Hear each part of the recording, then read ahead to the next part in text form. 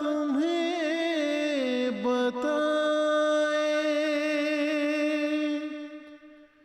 محبت کے راز ہم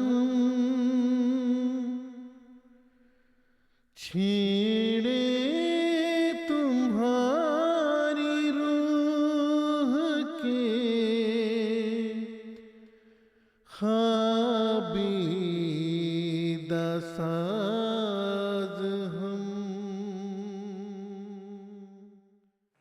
اعوذ باللہ من الشیطان الرجیم، بسم اللہ الرحمن الرحیم۔ معزز ناظرین، پروگرام حکایات صدق و وفا کے اس نئے ایپیسوڈ کے ساتھ ہم یہاں اسلام آباد اسٹوڈیوز سے آپ کی خدمت میں حاضر ہیں۔ ناظرین محترم، آج بھی ہمارے ساتھ اس پروگرام میں سلسلہ عالیہ احمدیہ کے ایک بہت دیرینہ خادم مبلغ سلسلہ موجود ہیں۔ میری مراد مکرم مولانا منیر الدین صاحب شمس سے ہے۔ آپ خدا تعالیٰ کے فضل سے ایڈیشنل وکیل التصنیف کی حیثیت سے خدمت دین کی توفیق پا رہے ہیں۔ اس کے علاوہ ایم ڈی یعنی کہ managing director M T A international کی ذمہ داری بھی خدا تعالیٰ کے فضل سے آپ پر ہے۔ مولانا، آپ کی تشریف آوری کا بہت بہت شکریہ۔ آپ نے اپنے مصروف اوقات میں سے ایم ٹی اے کو وقت دیا۔ پروگرام کا جو فارمیٹ ہے اس کے مطابق ہم آغاز کرتے ہیں کہ آپ کے بچپن سے آپ کی پیدائش کہاں پر ہوئی، لیکن ساتھ ہی اگر آپ ہمارے ناظرین کو یہ بھی بتا سکیں کہ آپ کے خاندان میں جو احمدیت کا عظیم تحفہ خدا تعالیٰ کے فضل سے یہ برکت جو ہے وہ کیسے نصیب ہوئی آپ کے خاندان کو، تو وہ بھی بہت ہی ہمارے لیے مفید معلومات ہوں گی۔ بسم اللہ الرحمن الرحیم۔ ہمارے خاندان میں احمدیت اس طرح شروع ہوئی کہ اللہ تعالیٰ کے فضل و کرم سے میرے والد محترم حضرت مولانا جلال الدین صاحب شمس رضی اللہ عنہ حضرت مسیح موعود علیہ السلام کے صحابی تھے۔ ہمارے دادا حضرت میاں امام الدین سیکھوانی رضی اللہ عنہ بھی صحابی تھے۔ ان کے دونوں بھائی حضرت میاں جمال الدین صاحب سیکھوانی اور حضرت میاں خیر الدین سیکھوانی رضی اللہ عنہما، یہ سب کے سب حضرت مسیح موعود علیہ السلام کے صحابی تھے۔ ہماری دادی بھی حسین بی بی صاحبہ، وہ بھی صحابیہ تھیں، اور اس کے علاوہ ہمارے ابا جان کے دادا میاں محمد صدیق صاحب رضی اللہ عنہ، وہ بھی حضرت مسیح موعود علیہ السلام کے صحابی تھے۔ ان کی اہلیہ بھی صحابیہ تھیں، اور الحمدللہ کہ اس طرح ہمارے خاندان کے بہت سے افراد حضرت مسیح موعود علیہ السلام کے صحابہ میں شامل تھے۔ نہ صرف یہ بلکہ میرے نانا حضرت خواجہ عبید اللہ صاحب بھی صحابہ میں شامل تھے۔ تو اس طرح میں یہ سمجھتا ہوں کہ ایک بہت ہی اللہ تعالیٰ کا فضل ہمارے خاندان پہ تھا کہ ہمارے بڑے بزرگ جتنے بھی تھے وہ سب کے سب حضرت مسیح موعود علیہ السلام کے صحابہ اور جانثاروں میں شامل تھے۔ الحمدللہ۔ اور آپ کی پیدائش کہاں پر ہوئی؟ ربوہ میں غالباً؟ میں ربوہ میں پیدا ہوا سن 1949 میں، اور وہیں میں نے تعلیم حاصل کی۔ جامعہ احمدیہ میں بھی وہیں پڑھتا رہا، اور ساری زندگی مطلب کہ مبلغ بننے سے پہلے ساری ربوہ میں۔ مولانا، خاندان میں نفوذ احمدیت کے حوالے سے آپ کے خاندان کے بعض بزرگوں کا تعلق کا ذکر جو ہے وہ 313 میں بھی ملتا ہے۔ تو سب سے پہلے تو ہماری جو نوجوان نسل ہے اس کے لیے اگر ہم مختصراً یہ بھی بتا سکیں کہ 313 صحابہ کیا ہیں، اور پھر اپنے بزرگوں کا بھی اگر اس پہ ذکر ہو جائے تو وہ مناسب ہوگا۔ حضرت مسیح موعود علیہ السلام نے اپنی کتاب ضمیمہ انجام آتم میں اس کا ذکر فرمایا ہے کہ حضور صلی اللہ علیہ وسلم کی ایک حدیث ہے جس میں آپ نے یہ فرمایا ہے کہ جب امام مہدی کا ظہور ہوگا تو اس کے پاس ایک کتاب ہوگی جو طبع شدہ ہوگی، اور اس میں صحابہ کے نام ماں پتہ جات لکھے ہوں گے، تو اور وہ اصحاب بدر کے نمبر کے مطابق ہوگا، یعنی 313 صحابہ۔ تو حضرت مسیح موعود علیہ السلام نے ضمیمہ انجام آتم میں ان 313 صحابہ کے نام دیے ہیں کہ وہ کون کون سے صحابہ ہیں، اور ان میں الحمدللہ کہ ہمارے دادا حضرت میاں امام الدین سیکھوانی رضی اللہ عنہ اور ان کے 2 بھائی حضرت میاں جمال الدین سیکھوانی رضی اللہ عنہ اور حضرت میاں خیر الدین رضی اللہ عنہ، ان کو بھی شامل فرمایا۔ لیکن سب سے بڑی سعادت میں یہ سمجھتا ہوں وہ یہ ہے کہ اس ساری فہرست میں صرف 13 صحابہ ایسے ہیں جن کے متعلق حضرت مسیح موعود علیہ السلام نے ان کو ماں اہل بیت یعنی گھر کے تمام افراد سمیت اس فہرست میں شامل فرمایا ہے، اور ان میں میرے دادا اور ان کے دونوں بھائی بھی شامل ہیں۔ اور حضرت مسیح موعود علیہ السلام نے اس بات کو اپنی صداقت کے نشان کے طور پر بیان فرمایا ہے، اس لیے کہ حضور فرماتے ہیں کہ دیکھیں یہ کس کے اختیار میں تھا کہ میں جب کہ دعویٰ کر چکا ہوں امام مہدی ہونے کا، تو یہ حدیث جو ہے وہ سامنے آتی ہے۔ اس وقت پرنٹنگ پریس موجود ہے، اس وقت کتب جو ہیں وہ پرنٹ کی جا رہی ہیں، کسی اور کے زمانے میں یہ نہیں ہوا، تو یہ صرف اللہ تعالیٰ کا ایسا کرنا تھا، اور میری صداقت کے طور پر یہ اللہ تعالیٰ نے بات رکھی ہوئی تھی کہ میرے زمانے میں طباعت بھی ہو، کتاب بھی لکھی جائے، اور اس میں ان 313 صحابہ کے نام بھی دیے جائیں۔ جزاکم اللہ۔ مولانا آپ کے والد گرامی حضرت مولانا جلال الدین صاحب شمس جو ہیں رضی اللہ تعالیٰ عنہ، وہ حضرت مسیح موعود علیہ السلام کے صحابہ میں سے تھے۔ ان کی سیرت سے متعلق کتب بھی آ چکی ہیں، مضامین بھی ہیں، احباب جماعت اللہ تعالیٰ کے فضل سے ان کی سیرت کے مختلف پہلوؤں کو جانتے ہیں۔ لیکن آج جو میرا سوال ہے وہ ایک بچے کی حیثیت سے اپنے بزرگ باپ کی تربیت کے جو انداز حضرت مسیح موعود علیہ السلام سے تربیت پانے والے اس عظیم صحابی نے اپنائے، وہ میں چاہتا ہوں گھر کا جو ماحول ہے جو آپ نے دیکھا وہ اگر ہمارے ناظرین کے ساتھ آپ کچھ شیئر کر سکیں، تاکہ ہم بھی حضور کے صحابہ سے ان کے انداز تربیت سے سبق حاصل کر سکیں۔ ہمارے ابا جان حضرت مولانا جلال الدین شمس صاحب رضی اللہ عنہ کے بارے میں تو یہی کہہ سکتا ہوں کہ آپ ایک حقیقتاً فرشتہ سیرت انسان تھے۔ جب بھی دیکھا جاتا آپ دینی کاموں میں مصروف ہوتے تھے، جب دفتر سے آپ کام کر کے واپس گھر تشریف لاتے تو ایک ہاتھ میں چھتری ہوتی تھی کیونکہ سخت گرمی کے دن ہوتے تھے روا میں، اور دوسرے ہاتھ میں ان کے فائلوں کا پلندہ ہوتا تھا۔ گھر آتے تھے، تھوڑی دیر آرام کرتے تھے، اور اس کے بعد پھر پروف ریڈنگ کا کام شروع ہو جاتا تھا۔ حضرت مسیح موعود علیہ السلام کی کتب کو جو جمع کیا گیا ہے اور روحانی خزائن کی صورت میں ان کو طبع کیا گیا ہے، وہ میں سمجھتا ہوں کہ ایک ایسا کارنامہ ہے جو کہ ابا جان نے انجام دیا کہ وہ اگر سوچا جائے تو آج کل تو خیر کمپیوٹرائزڈ سسٹم ہے سارا کچھ، اس وقت تو یہ باتیں نہیں تھیں، اس وقت تو سارا کام ہاتھ سے کرنا پڑتا، مینولی کرنا پڑتا تھا۔ مجھے یاد ہے کہ جب ابا جان پروف ریڈنگ کیا کرتے تھے تو کبھی میرے بڑے بھائی جو مجھ سے 2 سال بڑے ہیں فلاح الدین، وہ ان کی مدد کیا کرتے تھے، اور کبھی کبھی مجھے بھی اس میں شامل کیا جاتا تھا کہ پروف ریڈنگ میں ابا جان کے ساتھ کیا کروں، اور میں سمجھتا ہوں کہ وہی ایک بنیاد پڑ گئی میرے لیے کم از کم کہ مجھے اس کا کچھ تجربہ حاصل ہو گیا، اور بعد میں اب جو کہ مجھے فرائض انجام دینے پڑ رہے ہیں ان میں وہ کام آ رہی ہیں چیزیں۔ تو ابا جان کا یہی طریق ہوتا تھا کہ گھر میں سارا دفتر بھی وہیں پہ لگتا تھا۔ اس کے علاوہ آپ کی یہ عادت تھی کہ ہمیں کبھی ڈانٹتے نہیں تھے، نہ کبھی آپ نے مارا۔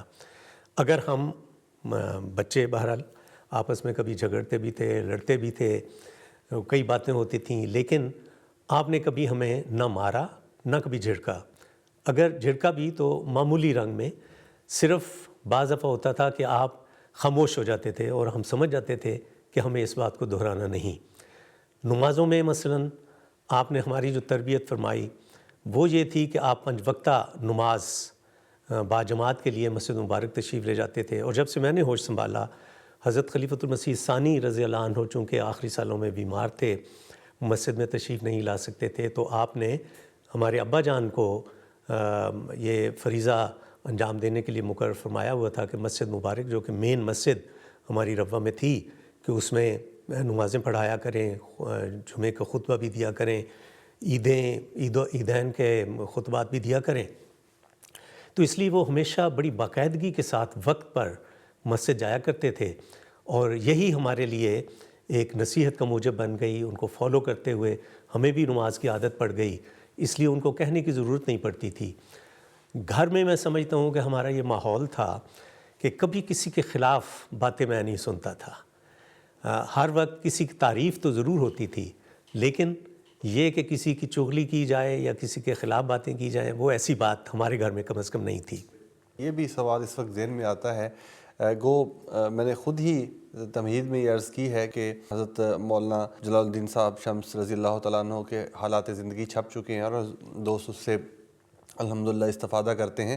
لیکن جب آپ تبلیغ کے لیے آپ کو باہر بھجوایا گیا تو ہم یہ تو سنتے ہیں کہ مبلغین باہر چلے جاتے ہیں اور ان کی اولادیں پیچھے رہ جاتی ہیں اور بڑا لمبا عرصہ رہ جاتی تھیں. تو اب جب کہ اس اولاد سے بات کرنے کا موقع مل رہا ہے تو کچھ گھر کے ان دنوں کی یاد اگر کوئی ذہن میں ہو اور ہمارے ناظرین کے ساتھ وہ بانٹی جا سکے. جب ابا جان کو مسجد فضل لنڈن انگلستان بھجوایا گیا، اس وقت ہمارے بڑے بھائی ڈاکٹر صلاح الدین شمس صاحب صرف 2 سال کے تھے، اور ہماری بڑی ہمشیرہ چند ماہ کی تھیں جبکہ ابا جان کو انگلستان بھجوا دیا گیا. حالات ایسے ہو گئے کہ جنگ عظیم شروع ہو گئی، کیونکہ 1936 میں آپ کو انگلستان بھجوایا گیا اور 1946 تک آپ پھر انگلستان رہے. یہ کوئی 10-11 سال کا جو عرصہ تھا وہ ہماری والدہ نے اور ان دونوں بچوں نے علیحدگی میں گزارے. اور یہ وہی سمجھ سکتا ہے جس کی نئی شادی ہوئی ہو اور اس کے چھوٹے چھوٹے بچے ہوں اور ان کے والد کو اس طرح علیحدہ کر دیا جائے تو ان پر کیا بیتے گی.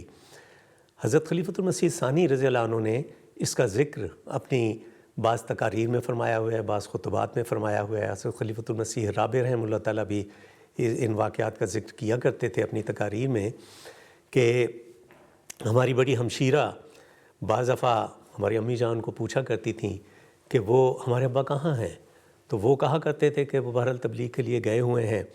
تو وہ یہی کہا کرتی تھیں کہ اگر انہوں نے آنا ہی نہیں ہے تو آپ نے ایسے ابا سے شادی کیوں کی. ہمارے بڑے بھائی جو تھے وہ ہمیشہ پوچھا کرتے تھے ہماری والدہ سے کہ وہ ابا کس کو کہتے ہیں، کیونکہ ہم نے تو اپنے ابا کو دیکھا نہیں ہے.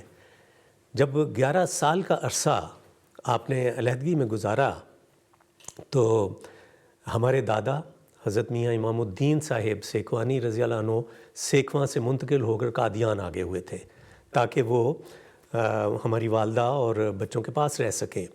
حضرت خلیفہ ثانی رضی اللہ عنہ نے اس واقعہ کو کئی جگہ بیان فرمایا اور فرمایا کہ یہ دراصل ان کی اہلیہ کی یعنی ہماری امی کی بڑی قربانی تھی کہ وہ شکوہ شکایت نہیں کرتی تھیں، اور نہ ہی حضرت خلیفہ ثانی رضی اللہ عنہ کو یا جماعت کو انہوں نے کبھی کہا کہ یا تو شمسہ کو واپس بلا لیا جائے یا ہمیں بھجوا دیا جائے. کیونکہ اگر وہ کرتیں تو یا تو یہ تھا کہ شمسہ واپس آتے وقف کو چھوڑ دیتے، اور یا پھر یہ تھا کہ یہ حوصلہ چھوڑ دیتی.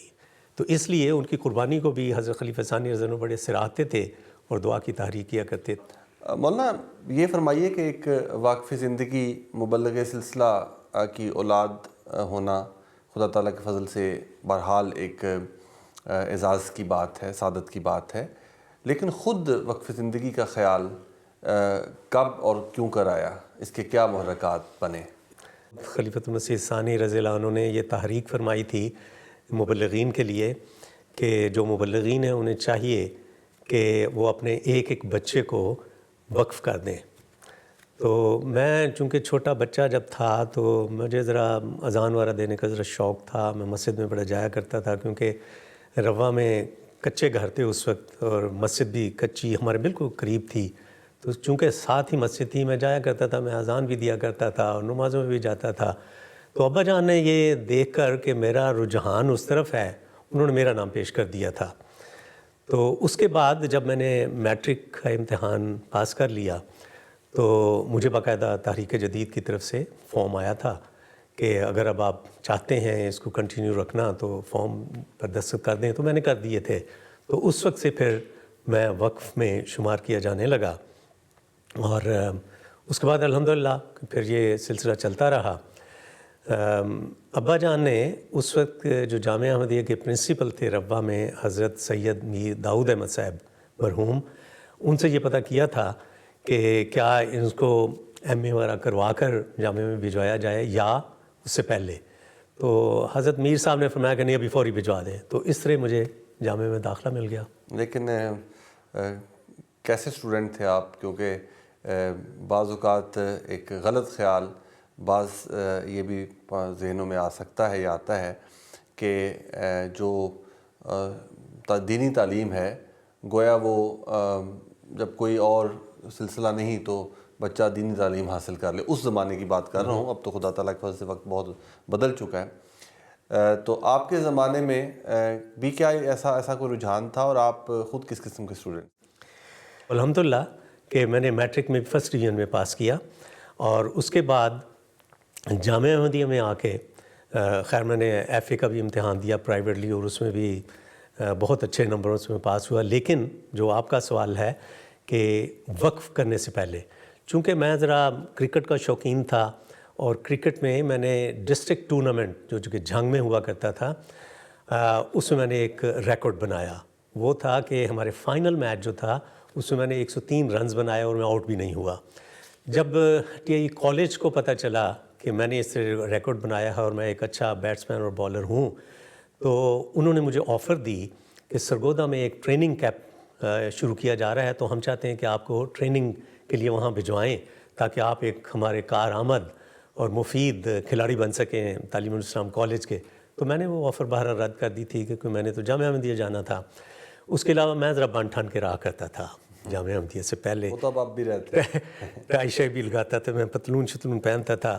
تو لوگوں میں یہ مشہور تھا کہ یہ اس نے نہیں جانا ہے جامعہ، کیونکہ ایک تو یہ کہ کرکٹ کا شوقین ہے اور کرکٹ میں بڑا اچھا جا رہا ہے، اس کو آفرز آ رہی ہیں، اور دوسرے یہ کہ یہ فرسٹ ڈویژن میں بھی پاس بھی ہو گیا ہے میٹرک میں، تو اس لیے ہم نہیں سمجھتے ہیں کہ یہ جامعہ میں جائے گا. میں حیران ہوا کرتا تھا کہ کیا ہم یہ سمجھتے ہیں کہ جامعہ احمدیہ میں صرف وہ شخص جائے گا جو کہ بالکل نکما ہے. اس لیے ہمیں تو یہ کوشش کرنی چاہیے کہ جو اچھے ہیں تعلیم یافتہ وہ جامعہ احمدیہ میں آئیں تاکہ وہ جماعت کی صحیح طور پر خدمت کر سکیں، صحیح تعلیم حاصل کر کے صحیح طور پر لوگوں کو آگاہ کر سکیں. تو بہرحال الحمدللہ کہ اللہ تعالیٰ نے مجھے توفیق عطا فرمائی اور اس طرح میں جامعہ احمدیہ میں داخل ہوا. جزاکم اللہ. یہ آپ نے بڑی پیاری بات کی ہم والدین کے لیے بھی کہ قربانی تو اپنے بہترین مال کی جاتی ہے، اس کو تو سجا سنوار کے پیش کیا جاتا ہے. تو جو بچے جامعہ کے لیے تیار کیے جائیں شروع سے ہی وہ بہترین دماغ ہونے چاہیے. اور اللہ تعالیٰ کے فضل سے خاص طور پہ یورپ میں جو بچے جاتے ہیں وہ بہت بہترین دماغ ہوتے ہیں، کیونکہ یہاں پر ہے نا کہ ابھی خرید لوں دنیا کہاں کی مہنگی ہے. ان کے لیے یہ دنیا تو سامنے پڑی ہوئی ہے، وہ اسے ٹھکرا کے جاتے ہیں. اللہ تعالیٰ ہمیشہ جماعت کو ایسے جو ہیں وجود وہ عطا فرماتا چلا جائے. جزاکم اللہ. اس پروگرام کا وقت آج یہاں پر ختم ہوتا ہے. انشاءاللہ ہماری ناظرین گفتگو جو ہے وہ مولانا کے ساتھ جاری ہے، اور اگلے پروگرام میں ہم ان کے جو میدان عمل کی کہانیاں ہیں اور صدق و وفا کے وہ قصے ہیں وہ لے کر آپ کی خدمت میں حاضر ہوں گے. آج یہاں ہمیں اسلام آباد اسٹوڈیو سے اجازت دیجیے. السلام علیکم ورحمۃ اللہ وبرکاتہ. چھیڑے تمہارے